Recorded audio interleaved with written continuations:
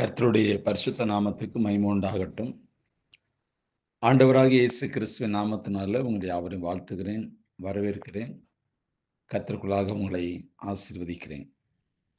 இந்த நாளிலும் தியானத்திற்காக எடுத்துக்கொண்ட பரிசுத்த வேதாகமத்தினுடைய பகுதி அப்போஸ்தலனாகிய பவுல் ரோமாபுரியருக்கு எழுதின 12வது அதிகாரம் 16வது வசனம்.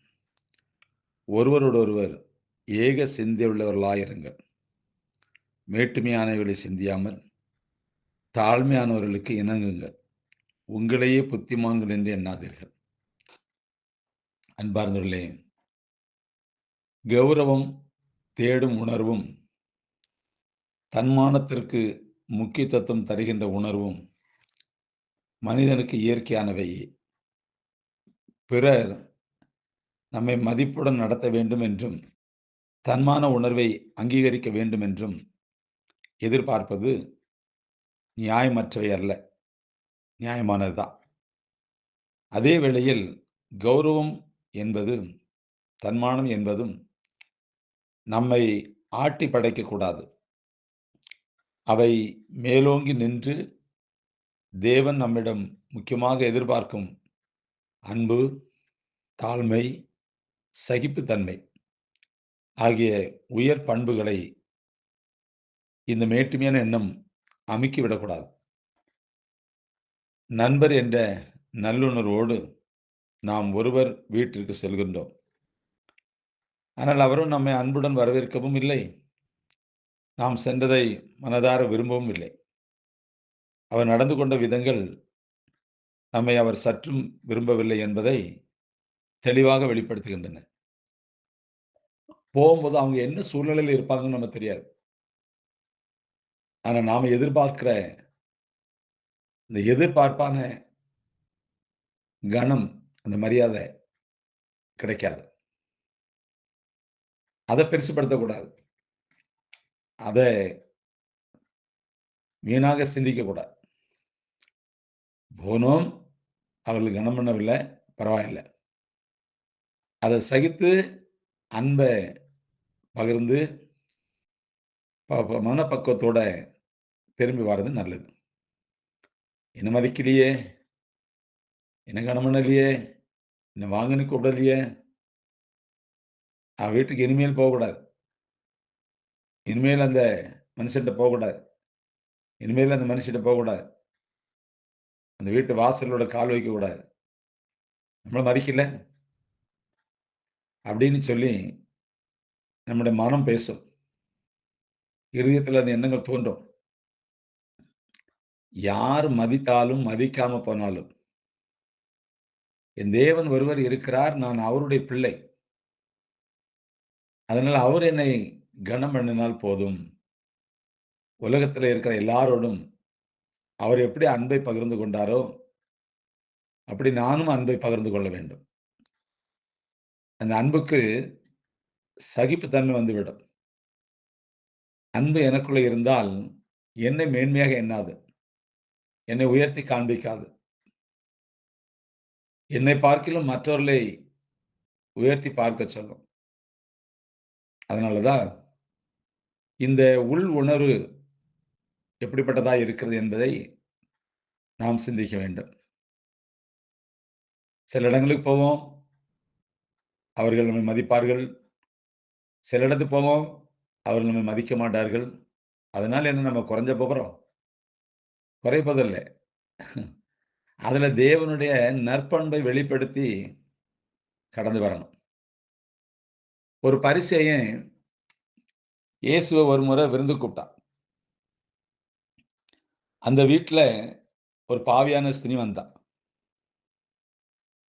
அந்த பாவியான ஸ்திரீ இயேசுக்கு பின்னாடி இருந்து அழுதுகிட்டு கடைசியில் அவருடைய பாதத்துல கண்ணீரை சிந்தி தன்னுடைய தலைமயிரால அவருடைய பாதத்தை துடைத்து முத்தமிட்டு அவர் கொண்டு வந்த அந்த நல்லது தைலத்தை ஊற்றி தேவனை கனம் பண்ணான். தேவன் அதை கவனிச்சுக்கிட்டே இருக்கார். பரிசேயன் சொல்றான், இவள் பாவியான ஸ்திரியாச்சே, இவர் தீர்க்கதரிசின்னா இதெல்லாம் தெரியாதா அப்படின்னு உள்ளுக்குள்ள மனசுல அவன் நினைச்சிட்டான். இதை இயேசு அறிந்து அவர் சொல்றாரு, "சீமோனே, நீ உன் வீட்டுக்கு என்ன விருந்துக்கு அழைச்ச? இதுவரைக்கும் நீ ஒரு கிளாஸ் தண்ணி கூட தரல. ஆனா அவ தன் கண்ணீரால் என் பாதத்தை கழுவிட்டா." அப்படின்னு சொல்லி சீமோனை கூப்பிட்டு சொல்றாரு. அதனால நீ கூப்பிட்டு இதுவரைக்கும் ஒண்ணுமே செய்யல. பரவால்ல. நான் அத பெருசுபடுத்தல. ஆனா இந்த ஸ்திரியானவள் தன்னுடைய பாவங்கள் மன்னிக்கப்படும்படியாக இவ்விதமாய் செய்தாளே அப்படின்னு சொல்லி ஆண்டவராகிய இயேசு சொல்றார். இந்த பூமியில இயேசு வாழ்ந்த நாட்கள்ல அந்த 3 1/2 ஆண்டு காலங்கள்ல இந்த பரிசேயர், சதுசேயர், வேதபாரகர் இவங்கெல்லாம் பார்த்தீங்கன்னா, இயேசுவ கொஞ்சம் கூட மதிக்கல. கொஞ்சம் கூட கனம் பண்ணல. ம். எல்லாத்துக்கும் எதிர்ப்பதமா தான் பேசுவாங்க. ஆனாலும் என் ஆண்டவராகிய இயேசு ஞானத்தோடு பேசி, அவர் மற்றவர்களை கனம் பண்ணுகிறதுல கரெக்ட்டா இருந்தார். ஆம் பிரியமானவர்களே, நாம் மற்றவர்களை கனம் பண்ணுவோம். மதிப்போம். மிதிக்காம இருந்தா போதும். நாம என்ன செய்றோம்? நேரடியா காலால மிதிக்கலனாலும், மனதளவுல அவங்கள என்ன செய்வோம்? மிதிப்போம். ம். இது உள் உணர்வு. இது என்ன வேணாலும் உணர்ந்து பேசும், உணர்ந்து செய்யும். நம்முடைய உள் உணர்வுகளை கிறிஸ்துக்குள்ளாக நாம் தாழ்த்தி, மற்றவர்கள் எது சொன்னாலும் அதை சகித்து, சொல்லாவிட்டாலும் அன்பு கூர்ந்து, நம்மை நாமே நிதானித்து, ஆராய்ந்து, அறிந்து, நாம் இந்த உலக வாழ்க்கையில நான் ஒரு கிறிஸ்தவன், நான் ஒரு கிறிஸ்தவள் என்பதை மனதார உள்ளுணர்வோடு இணைந்து நாம் எல்லாருக்கும் மத்தியிலும் வாழ்வது நல்லது. நம்மள யாருங்க மதிக்கணும்? யாரும் மதிக்க வேண்டாம். அப்டின்னா அது விதண்டாத வார்த்தை இல்ல. யாரும் மதிக்க வேண்டாம். நாம எல்லாரையும் மதிப்போம். எல்லாரையும் கனம் பண்ணுவோம். எல்லார்ட்ட அன்பு கூறுவோம். அதத்தான் இயேசு விரும்புகிறார். நமக்குள்ள இந்த மேட்டிமையான எண்ணங்கள் வரக்கூடாது. தாழ்மை வேணும். அதத்தான் இயேசு விரும்புகிறார். தாழ்மை உள்ளவர்களுக்கு கர்த்தர் கிருபை அளிக்கிறார். மேட்டுமையான எண்ணம் வந்தா, பரிசுத்த வேதாகமத்துல பார்க்கிறோம். சில ராஜாக்கள் மேட்டுமையான எண்ணத்தோடு வாழ்ந்ததுனால குஷ்டரோகத்தெல்லாம் சந்திச்சிருக்கிறாங்க. இன்னும் சில ராஜாக்கள் புல்லுலாம் மேய்ஞ்சிருக்கிறாங்க. அப்படிப்பட்ட ஒரு காலத்துக்குள்ள நாம் போகாதபடி, பிறர் தனக்கு செய்தவைகளை மனிதன் மறப்பது இல்லை. தான் பிறருக்கு செய்ய வேண்டியதை தான் மறக்கிறான். அப்படின்னு ஒரு பக்தன் எழுதுறான். பிறர் தனக்கு செய்தவைகளை மனிதன் மறப்பதில்லை. உண்மைதான். தான் பிறருக்கு செய்ய வேண்டியதை தான் மறக்கிறான். நாம செய்ய வேண்டியது மறக்கக்கூடாது. கனம் பண்ணுவோம்.